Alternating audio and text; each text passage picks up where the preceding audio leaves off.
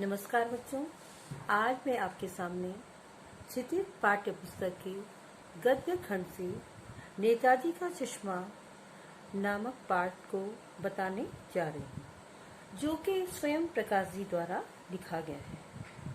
सबसे पहले मैं आपको संक्षिप्त में स्वयं प्रकाश जी तथा इस पाठ के बारे में बताऊंगी। स्वयं प्रकाश जी मध्यम वर्गीय जीवन के कुशल चितेरे।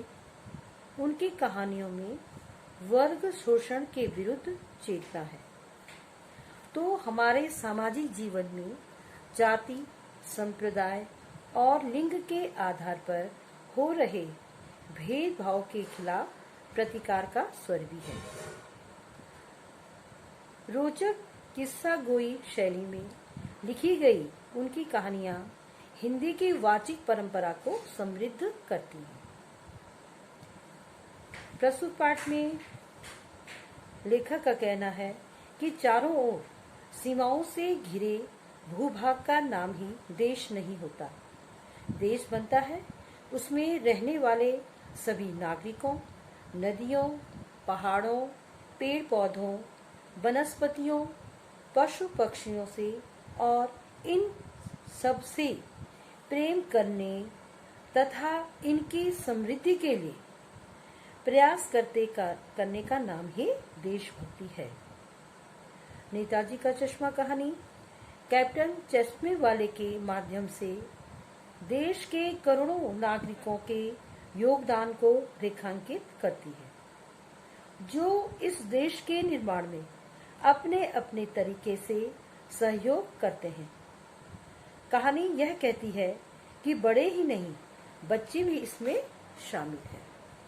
तो प्रस्तुत है बेटा नेताजी का चश्मा। आगे की गद्यांश में बताने जा रही हूँ कि हालदार साहब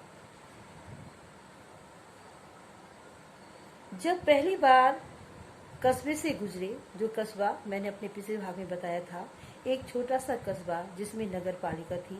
नगर पालिका कुछ न कुछ काम करती रहती थी। नगर पालिका में कस्बे के चौराहे पर नेताजी की मूर्ति लगाने का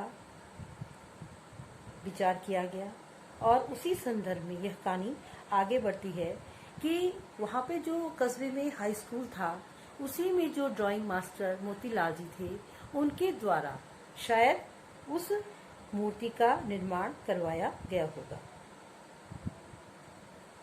मूर्ति देखने में कैसी लगती थी और उस मूर्ति में किस चीज की कमी खटकती थी, यह बताया था कि मूर्ति तो संगमरमर की थी, लेकिन मूर्ति को देखने पर जो बात खटकती थी वह थी कि नेताजी की आंखों पर चश्मा तो था, लेकिन संगमरमर का नहीं था। एक सामान्य और सचमुच के चश्मे का चौड़ा काला फ्रेम मूर्ति को पहना दिया गया था। तो हालदार साहब जब पहली बार कस्बे से गुजरे और चौराहे पर पान खाने रुके, तभी उन्होंने इसे लक्षित किया और उनके चेहरे पर एक कौतुक भरी मुस्कान फैल गई। वाह भाई, यह आइडिया भी ठीक है। मूर्ति पत्थर की, लेकिन चश्मा रियल। जीप कस्बा छोड़कर आगे बढ़ गई।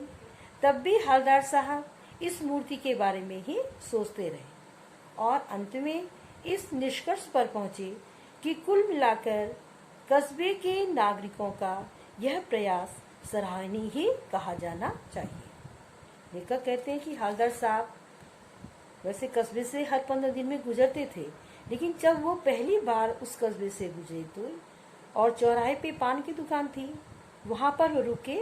जब पान खाने लगे तो लक्षित किया, मतलब उन्होंने देखा तो उनके चेहरे पे एक मुस्कान, बड़ी कौतुकता भरी मुस्कान उनके फैल गई, उनके चेहरे पे फैल गई कि क्या आइडिया है, ये विचार किसका हो सकता है कि पत्थर की मूर्ति है लेकिन चश्मा उसमें सचमुच का लगा हुआ है। और जीप जब आगे बढ़ गई तब भी हालदार साहब इस मूर्ति के बारे में ही सोचते रहे और अंत में वह यह सोचते रहे, निष्कर्ष निकालते रहे कि जिसने भी यह प्रयास है, कस्बे वालों का यह प्रयास सराहनीय है। तो कस्बे में रुकने पर हवलदार साहब चकित रह गए थे। क्यों?